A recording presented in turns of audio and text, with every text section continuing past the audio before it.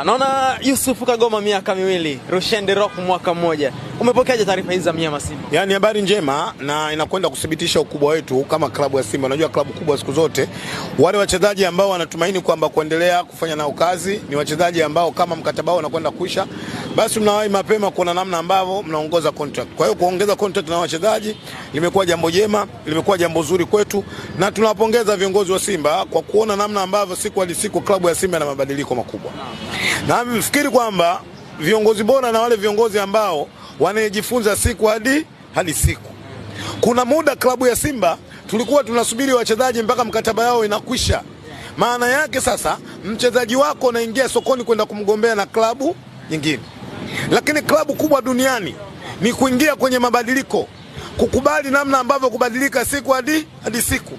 Kwa hiyo uongozi huu chini ya mwenyekiti wa bodi mzee wetu Clatous Magori, chini ya makamu mwenyekiti mzee wetu Murtaza Mangungu, lakini chini ya CEO Zubeda, ni mabadiliko makubwa, mabadiliko ambayo management ya Simba inastahili kupongezwa. Kuona wachezaji bado wa mkataba wa muda mrefu, lakini bado wanaongeza mkataba mwingine wa muda mrefu. Mimi naamini kila mwana Simba amefurahi. Moja ya kuona Yusuf Ali Kagoma ameenda kuongeza mkataba juu ya klabu yetu.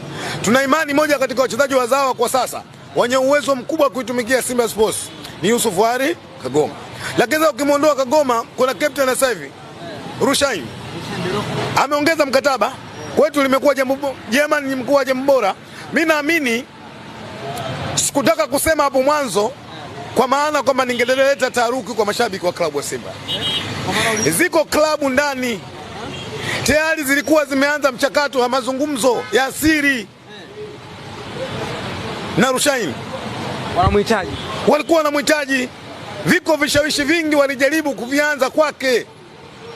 Lakini bahati nzuri baadhi ya viongozi ni wasikivu, baada ya kuwasiliana nao akaniambia Kisugu kaa ukitulia, hili tunakwenda kulimaliza.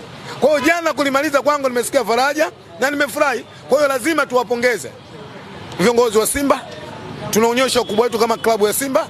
Haiwezekani klabu mchezaji ambaye unategemea kwenda kufanya kazi naye basi unasubiri mwezi mmoja, miezi miwili imebaki, matokeo yake unakwenda kupambana na vilabu vingine ambavyo bila msababu yoyote. Kisugu, tukirudi nyuma kidogo, sakata la Yusuf Kagoma akati anasajiliwa ndani ya klabu ya Wekundu wa Msimbazi Simba lilizua taharuki kubwa kweli kweli. Watu wakasema milioni 30. Vipi kwa sasa, thamani yake unaiona vipi? Mimi naamini kwanza hata kipindi kile ambacho ndugu yangu Alishabani Kamwe, Priva, Abdulaziz, Godi, wao ndio walikuwa wanacheza na kunengemua